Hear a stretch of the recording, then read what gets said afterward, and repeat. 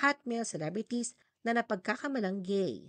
Sa kabila ng tagday na kakisigan, hindi pa rin nawawala ang issue sa pagiging gay ni Piolo Pascual, kahit ilang beses na niyang nilinaw ang kanyang sexual orientation. Minsan nadikit kay Sam Milby ang pagiging gay ng ilink siya kay Piolo. Nag-ugat ang mga haka-hakang bading si Tom Rodriguez matapos silang maghiwalay ni Carla Abellana. Bagamat gumanap ng gay roles, nilinaw ni Enchong di na bahagi lang ito ng kanyang trabaho at hindi sumasalamin sa kanyang personal na buhay.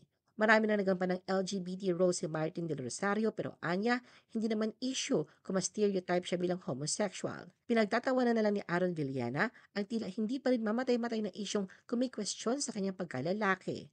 Ipinahayag ni Alden Richards na sawa na siya sa chismis tungkol sa kanyang kasarian at nais na husgahan siya batay sa kanyang ugali at ginagawa, hindi sa gender identity. Nang gumanap si Ken Chan bilang transgender sa Destiny Rose, marami ang nagduda sa kanyang kasarian kahit na naiuugnay siya noon sa ilang female celebrity. Nilaro na lamang ni Kirk Bonda ng isang netizen sa pagsagot ng sometimes matapos tanungin kung siya ba ay gay.